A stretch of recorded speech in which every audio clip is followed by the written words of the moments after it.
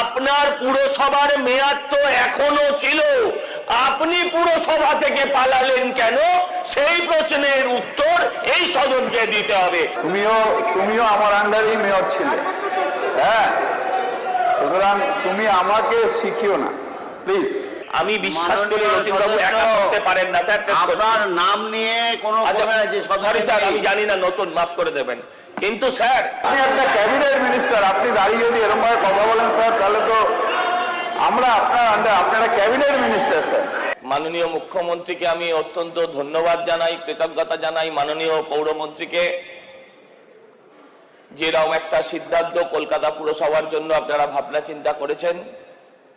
আমি কলকাতা পুরসভার একজন গত হাউসের এক সদস্য, আমি কলকাতা পুরসভার ভোটার, ফলে আমি সর্বান্তকরণে সমর্থন করছি এবং কেন সমর্থন করছি সেটাই ব্যাখ্যা করব। সকলে এখানে বললেন পপুলেশন পপুলেশন পপুলেশন, আমার ডান দিকে কোনাকুনি ছোট হয়ে যাওয়া জায়গায় যারা আছেন তারা বেশিরভাগই হঠাৎ মানে অত্যধিক পপুলেশনের জায়গাগুলোকেই শুধু চিহ্নিত করেছেন, যার মধ্যে আমাদের প্রাক্তন মেয়রও আছেন। তিনি জানেন যে পুরসভা একটা কমপ্লিট সার্ভিস ইন্ডাস্ট্রি, শুধু পপুলেশন এখানে বিষয় নয়। এখানে বিষয়টা হচ্ছে এক একটা ওয়ার্ড দৈর্ঘ্যে প্রস্থে দেখা যাচ্ছে এক একটা বিধানসভার সমান, তার পপুলেশনটা সেকেন্ডারি। আমার মনে হয় তার সাইজটা, আয়তনটা আমাদের ভাবা উচিত, কারণ পুরসভাকে সেই অঞ্চলের রাস্তার দায়িত্ব নিতে হয়, সেই অঞ্চলের মানুষকে জল দিতে হয়, SWM মানে সলিড ওয়েস্ট ম্যানেজমেন্ট করতে হয় এবং আরো সমস্ত পৌর সুবিধে দিতে হয়। আমার যা পৌর ফান্ড, একটা ওই রকম বড় ওয়ার্ডেরও যদি পৌর ফান্ড যদি একই হয়, আমার মতন একটা মাঝারি ওয়ার্ডের যা ম্যান পাওয়ার, যদি ওই রকম একটা বড় ওয়ার্ডের ম্যান পাওয়ার একই হয়, তাহলে কখনোই কাজ করা সম্ভব নয়। তাই শুধু পপুলেশন ডেনসিটি না দেখে এই সরকার যেভাবে অত্যন্ত দায়িত্বশীলতার সঙ্গে দায়িত্বশীলভাবে তার এরিয়া পর্যালোচনা করে এই সংখ্যাকে বাড়িয়েছেন, তার জন্য আমি তাকে ধন্যবাদ জানাই। সঙ্গে সঙ্গে আমি এটাও বলবো, গত পুরসভায় আমরা বারবার দাবি করেছিলাম যে 30,000-এর বেশি শূন্য পদ আছে।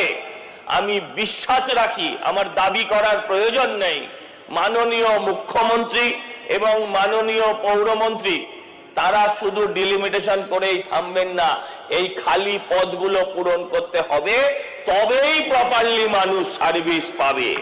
আরেকটা কথা বলি, আমি একটু আগে হাওড়ার ক্ষেত্রে আমি শুনছিলাম তৎকালীন পৌরমন্ত্রী যিনি ছিলেন, বর্তমানে এই সভার সদস্য মাননীয় জনাব ফিরহাদ হাকিম সাহেব বলছিলেন যে হাওড়ায় যিনি রথীন বাবু ছিলেন তার কারণে এতদিন দেরি হয়ে গেছে। রথীন বাবু আজকে আমাদের দলের সদস্য, যখন করেছিলেন অন্য দলের সদস্য ছিলেন, এসব বললেন। আমি বিশ্বাস করি রথীন বাবু একা করতে পারেন না স্যার। আপনার নাম নিয়ে কোনো সরি স্যার, আমি জানি না, নতুন, মাফ করে দেবেন। কিন্তু স্যার আমি আপনাকে প্রশ্ন করি, আপনি কলকাতার মানুষকে 6 মাস ভোগাচ্ছেন কেন? আপনার পুরসভার মেয়াদ তো এখনো ছিল, আপনি পুরসভা থেকে পালালেন কেন? সেই প্রশ্নের উত্তর এই সদনকে দিতে হবে। প্রতিদিন মানুষের সমস্যা হচ্ছে, প্রতিদিন মানুষের সমস্যা হচ্ছে। মানুষকে প্রতিদিন মানুষ চিঠির জন্য, সইয়ের জন্য দরজায় দরজায় ঘুরে বেড়াচ্ছে, এমএলএদের কাছে যাচ্ছে, এমএলএদের কাছে গিয়ে তারা ওয়ারিশান সার্টিফিকেট চাইছে। সব এমএলএ সবাইকে চেনে না, অনেক সময় ফিরিয়ে দিচ্ছে। তাই স্যার আমি অনুরোধ করব, এই ডিলিমিটেশন বিলকে আজকেই পাস হোক এবং যত শীঘ্র সম্ভব নির্বাচন করে সেই নির্বাচনের মধ্যে দিয়ে আবার একটা নতুন পৌর বোর্ড গঠন হোক। জনাব জাভেদ সাহেব বলছিলেন, উনিও অনেক বয়স্ক, আমার পিতৃতুল্য, আমার বাবার সাথেও একসাথে কাজ করেছেন। উনি বলছিলেন অনেক কথা আমি শুনছিলাম, 209টাকে 218 করে দিতে হবে। আমি বলছি যে আপনি তো অনেক দিন ছিলেন, আপনারা তখন আপনারা কোনোদিন এই ধরনের চিন্তা ভাবনা মাথায় আনেননি কেন? এই প্রশ্নের উত্তর তো আজকে আপনাদেরকেও দিতে হবে, আপনাদেরকে বলতে হবে। আপনি বলছেন এত কম সময়। স্যার একটা কথা বলি, এসআইআর এর সময় বলেছিলেন এত কম সময় এসআইআর কি করে হবে? এসআইআর হয়েছে, ভোটও হয়েছে, ফলাফলও হয়েছে, এবারে ডিলিমিটেশনও হবে, ভোটও হবে, ফলাফলও হবে। আর কি হবে সেটা আপনিও জানেন, আমিও জানি। সেটা কি হবে আপনিও জানেন, আমিও জানি। আসুন, আমি আবার আপনাদের কাছে আবেদন করছি যে আসুন আমরা সকলে মিলে, পার হয়ে গেছে, আসুন আমরা সকলে মিলে রাজনৈতিক ভেদাভেদ ভুলে এই শহর আপনার, এই শহর আমার, এই শহরকে আমরা আক্ষরিক অর্থে তিলোত্তমা করে তৈরি করি। এই বিলের উপরে আমার বলার কথা ছিল না। আপনাকে ধন্যবাদ জানাই যে আমাকে একটু সময় আপনি দিয়েছেন। আসলে এই বিল নিয়ে যারাই বলছে তারা বিগত সরকারের কে দোষারোপ করছে। আমি বলতে চাই, হ্যাঁ, বালিকে আমরা একসাথে করেছিলাম 15 সালে এই উদ্দেশ্য নিয়ে যে মিউনিসিপ্যাল কর্পোরেশন হলে বালির মানুষেরও একই পরিষেবা হাওড়ার সাথে পাবে। কিন্তু সেটা সরকারের একার ইচ্ছাতে করা যায় না। সেইখানে যার কথায় এটা করা হয়েছিল তিনি দিদেন হাওড়ার মেয়র, যিনি এই হাওড়ায় ছিলেন 13 থেকে 18 সাল অবধি, যিনি মেয়র ছিলেন। এবং নাম বলিনি দিদেন, আমি নাম বলিনি। তোমার থেকে আমি অনেক সিনিয়র, আমি জানি কি বলতে হয়, কিন্তু হাউসে আমি নাম বলিনি। দিদেন, আবার দিদেন, ডোন্ট ডিস্টার্ব প্লিজ। তুমিও আমার আন্ডারেই মেয়র ছিলে, হ্যাঁ। সুতরাং তুমি আমাকে শিখিও না প্লিজ, তুমি আমাকে শিখিও না, তার কারণ তুমিও। সুতরাং যেটা বারবার করে বলা হচ্ছে, যার জন্য এটা করা হয়েছিল সেই মেয়র, যে এখন হয়তো আপনাদের দলে আছেন, তিনি তখন ফেল করেছিলেন। তারপর আবার হাওড়ার আমার স্যার, আপনি যখন বলেছেন, আমার মাত্র 5 মিনিট, আপনি যখন বলেছেন আমি কিন্তু ডিস্টার্ব করিনি, আমি কিন্তু তখন ডিস্টার্ব করিনি। তো আমার কথা আমায় বলতে দিন, রেকর্ড থাকবে, অধ্যক্ষ ঠিক করবে। সুতরাং আমি যেটা বলতে চাইছি যে সেই সময় এটা ফেল হয়েছে, সিস্টেমটা ফেল হয়েছে, এবং তার জন্য বালিকে আবার আলাদা করা হয়েছে। কিন্তু তারপরেও কেন করা গেল না?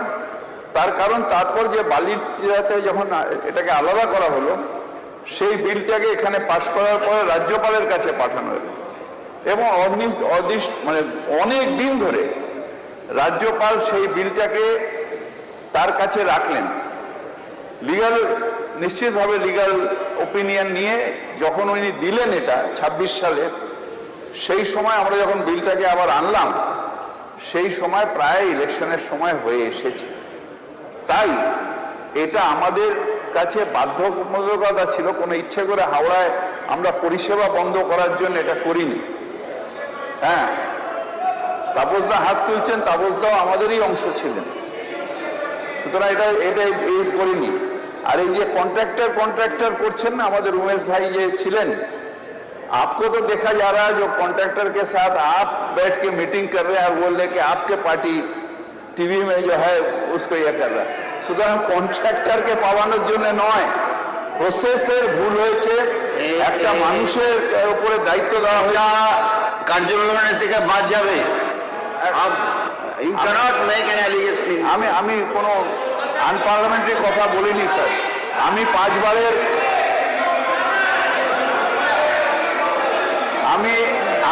বারের এখানকার বিধায়ক, আমি 5 বারের বিধায়ক, আমি জানি কোনটা পার্লামেন্টারি আর কোনটা আনপার্লামেন্টারি কথা। যেটা আমি বলতে চাইছি সেটা হচ্ছে প্রসেসের ভুল হয়েছে, কিন্তু হাওড়া মিউনিসিপ্যাল কর্পোরেশন পশ্চিমবঙ্গের মিউনিসিপ্যাল কর্পোরেশন। স্যার আপনি একটা ক্যাবিনেট মিনিস্টার, আপনি দাঁড়িয়ে যদি এরকমভাবে কথা বলেন স্যার, তাহলে তো আমরা আপনার আন্ডার, আপনারা ক্যাবিনেট মিনিস্টার স্যার। তো এই আপনারা রেগে গেলে রেগে যাবেন প্লিজ, রেগে গেলে রেগে যাবেন প্লিজ, কিন্তু যেটা সত্যি কথা সেটা আমাদের বলতে হবে, সেটা আমাকে বলতে হবে।